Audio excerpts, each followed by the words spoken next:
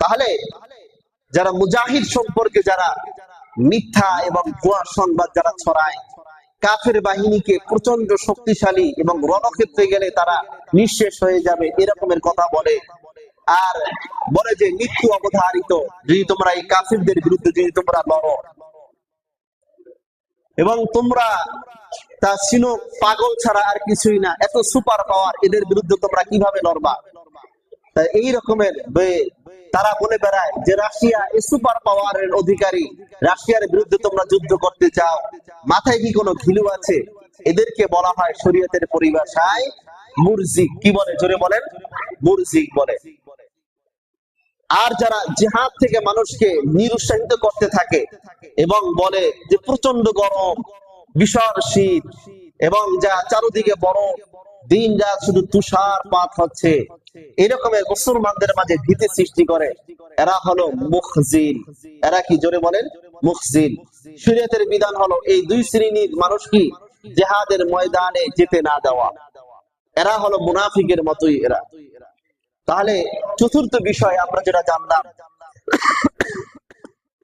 আল্লাহ রাব্বুল আলামিন সূরাতুত তাওবার বিষয়ের মধ্যে মুনাফিকদের চরিত্রের বিষয় নিয়ে আলোচনা করেছেন। এরপরে পঞ্চম বিষয়, মদিনায় মুসলমানদের বিভিন্ন স্তরে বিভক্ত ছিল।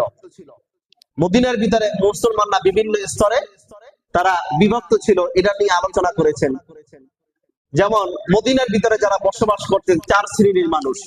কয় শ্রেণীর মানুষ? জোরে বলেন, চার শ্রেণীর মানুষ।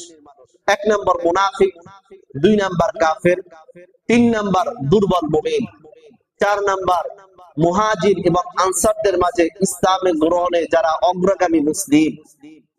তাহলে মক্কার ভিতরে শুধু কাফের আর মুসলমানরাই শুধু বসবাস করতেন, আর মদিনার ভিতরে কয় শ্রেণীর মানুষ বসবাস করতেন? চার শ্রেণী। এই জন্য মুসলমানদের মাঝে ইখতিলাফও ছিল বেশি। তাহলে দুর্বল মুমিন এবং মুহাজির এবং আনসারদের মধ্যে ইসলাম গ্রহণে যারা অগ্রগামী মুসলিম, এই প্রকারের মুসলিমগণ ফেরেশতাদের চেয়ে তারা উত্তম। ফেরেশতাদের চেয়ে কি? জোরে বলেন, উত্তম। এই মর্মে আহলুস সুন্নাত ওয়াল জামাতের বিশ্বাস হলো সাধারণ মুসলমানগণ সাধারণ ফেরেশতার চেয়ে উত্তম, আর বিশিষ্ট মুসলিমগণ বিশিষ্ট ফেরেশতাদের চেয়ে উত্তম। এই চার ধরনের লোক তখন মদিনায় বসবাস করত।